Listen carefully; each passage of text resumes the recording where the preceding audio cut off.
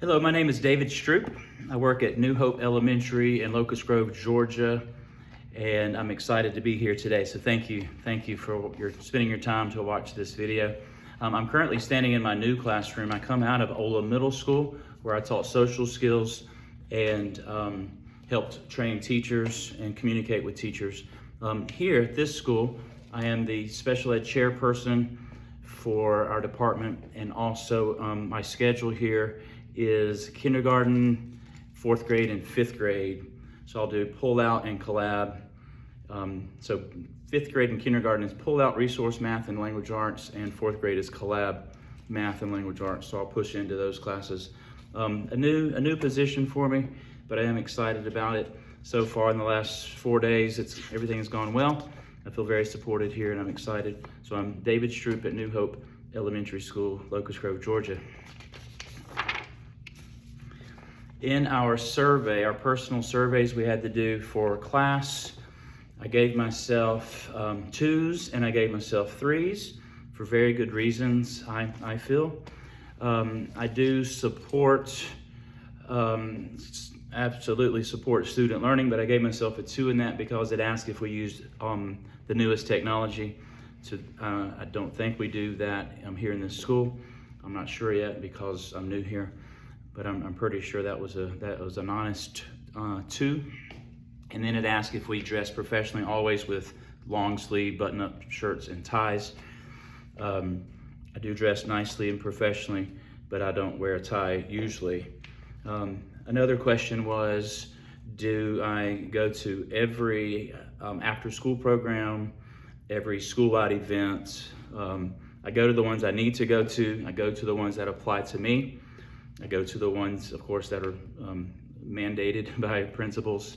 And I even go to the sports ones that I've signed up for. So it's not that I'm opposed to that, but I gave myself a 2 in that area because I don't go to every after-school event, ever. So last year with teaching 6th, 7th, and 8th grade social skills, that would have been a lot of events, and I just went to the ones I needed to go to.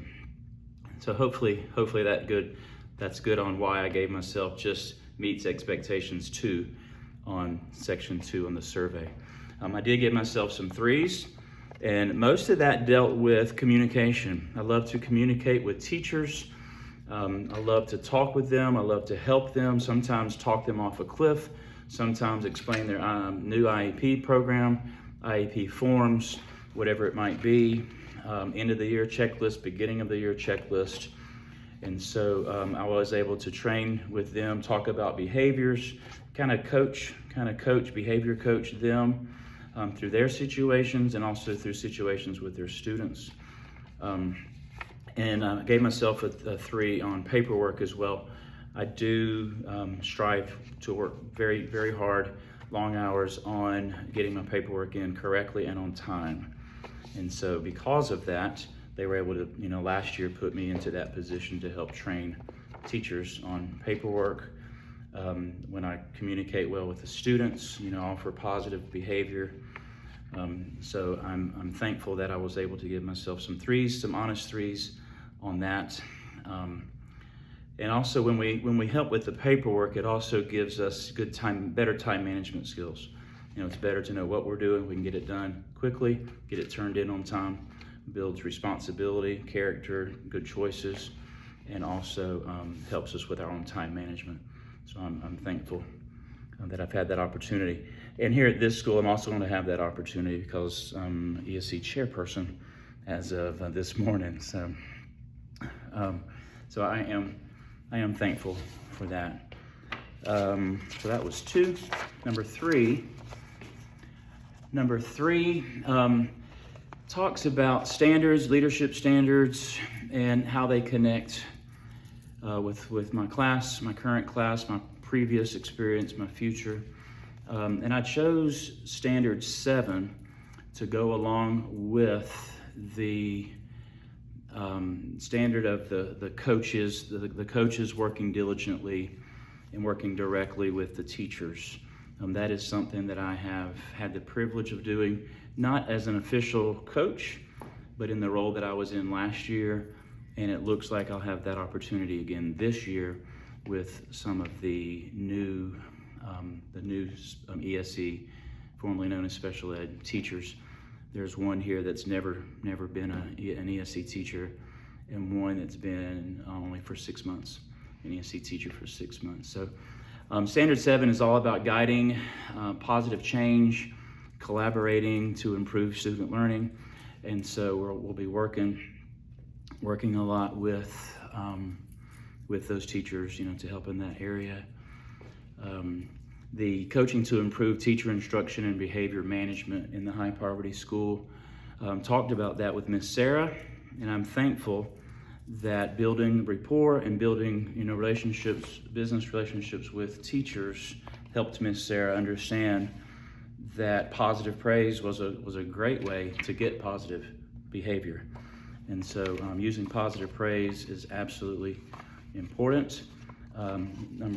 Standard 7 says it helps to develop and sustain trusting, productive, and supportive working relationships. And I'm all about that.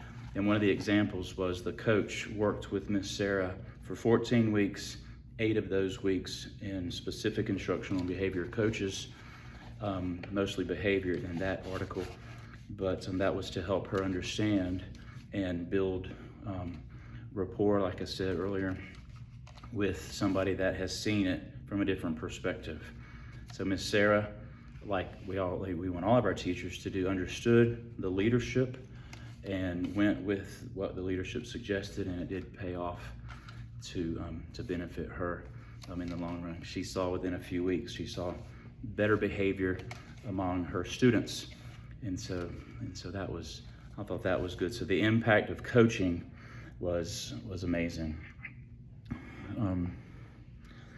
Supporting teachers, is so very important, as well as supporting students. A positive environment should result in more positive behavior, and so that's exciting. And then my last section 4.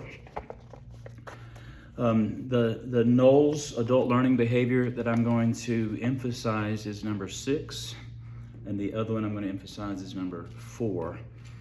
So I will apply the information I've learned to my career, applying the Knowles adult learning strategy number 6, which says it is important that teachers and adults are respected, valued, and appreciated.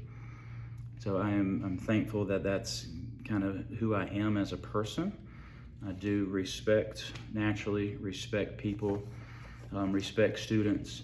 Actually, last year I had a student raise his hand. I said, yeah, what's going on? He's like, I have one problem with you. I'm like, what is that, man?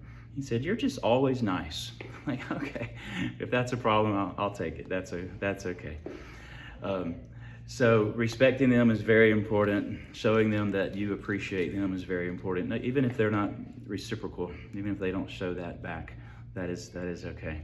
So I'll encourage their intrinsic motivation, work with them in a positive and supportive manner, train them, give them power that they will need to strive for excellence. Not just students, but teachers. I know this is all about teacher leadership. And so with those 2 teachers I had just mentioned, I feel they already are thinking that. Pretty much day 1, which was last Thursday, apparently they had already heard my name, heard my character and work ethic, and also heard that I was being tagged as their chairperson. And so they connected pretty much that morning at breakfast. The first time I'd met them, we sat together and we talked, and it's been great like that. We had a 2-hour training in here just yesterday afternoon. So I think it's going well. They want to learn. They want to be their best. They want to make a difference. They want to be the best teachers, the best version of themselves as they can be, which is great. So applying Knowles Adult Learning Strategy 6, which is what I've just talked about. They want to learn, they're self-motivated, they need guidance and training. You need to train them and give them power so they can thrive and be excellent. Also, number 4, so what number 4 deals with to me is following up with them. My plan is to follow up with them pretty much on a daily basis, but have a specific conversation here in a couple of weeks that says, all right, what have you learned? What did you like?